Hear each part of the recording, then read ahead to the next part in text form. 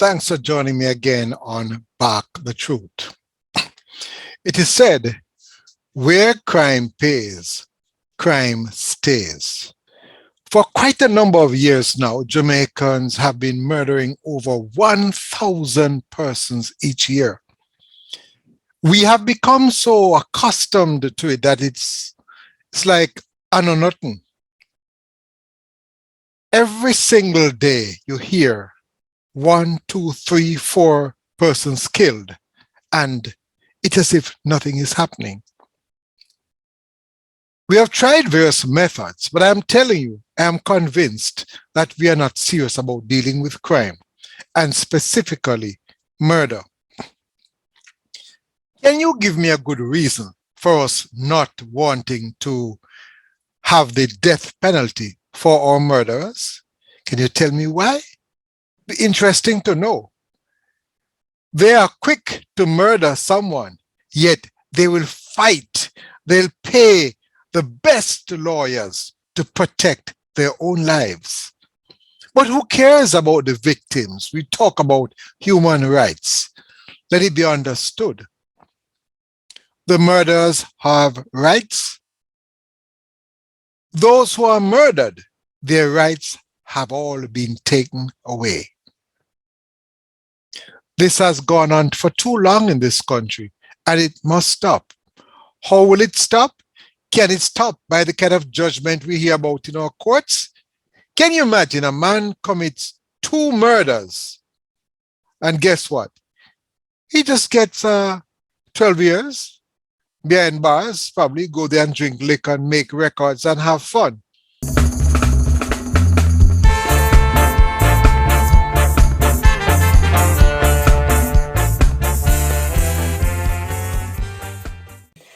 Up first this evening, in a historic move, the Office of the Director of Public Prosecutions, DPP, will file its first appeal in a criminal case after a man who pleaded guilty to 2 counts of murder was today sentenced to 12 years imprisonment.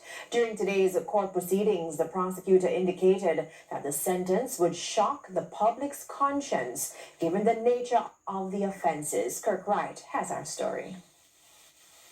The accused man, Lindell Powell, also called Lazarus, appeared in the Westmoreland Circuit Court on Thursday and pleaded guilty to 2 counts of murder.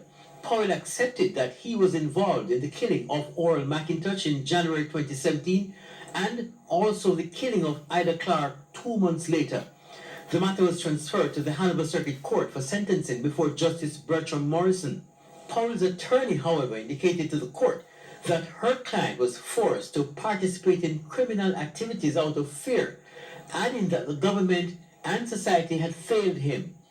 Justice Morrison replied, saying, although the accused was only 18 when he committed the crimes, he was still an adult. He also said murder has become a way of life for certain sections of the society who show no conscience for fellow humans. Justice Morrison then sentenced Paul to 12 years imprisonment at hard labor and said he must serve 10 years imprisonment before parole in each count. The sentences will run at the same time, and Paul will therefore serve only 10 years in all. After the matter was disposed of, the prosecutor returned and indicated that she spoke with the Director of Public Prosecutions, who directed that the court should be put on notice that the Crown will be appealing the 10-year sentence. DPP Paula Llewellyn told our news centre that the sentence is not enough. As far as we are concerned, the sentence was unduly lenient and it was inadequate when one considers the circumstances of both cases and, of course, the precedents in terms of cases that have gone before that have outlined the basic sentencing range for such matters. The Crown had recommended a sentence of life imprisonment with eligibility for parole after 21 years for each count. The office of the DPP notes that the accused had 2 previous convictions for illegal possession of a firearm and illegal possession of ammunition, for which he was sentenced to 18 months imprisonment at hard labor. What do you have to say about that one? That is unbelievable. it is a good thing that the prosecutor can now appeal the judgment. Can you imagine how many murderers, callous men, heartless men, and women too, who have just gotten away with just a few years? It's just amazing. As I keep on saying, and we must back the truth. Where crime pays, crime stays. When a judge makes a judgment and it brings into question the competence of the judge, what happens? He just continues on the bench like that? Praise the Lord. The prosecutor can now appeal the judgment. But suppose that judge continues to make judgments and the prosecutor appeals and wins. What will happen? All of this costs you and I. Criminals cost us. They go to court, it costs us again. We lock them up behind bars, and the taxpayers have to pay like they are the common criminals. Jamaicans must now talk up. We must back the truth. Over 1,000 are murdered every year for probably the past 30 or more years.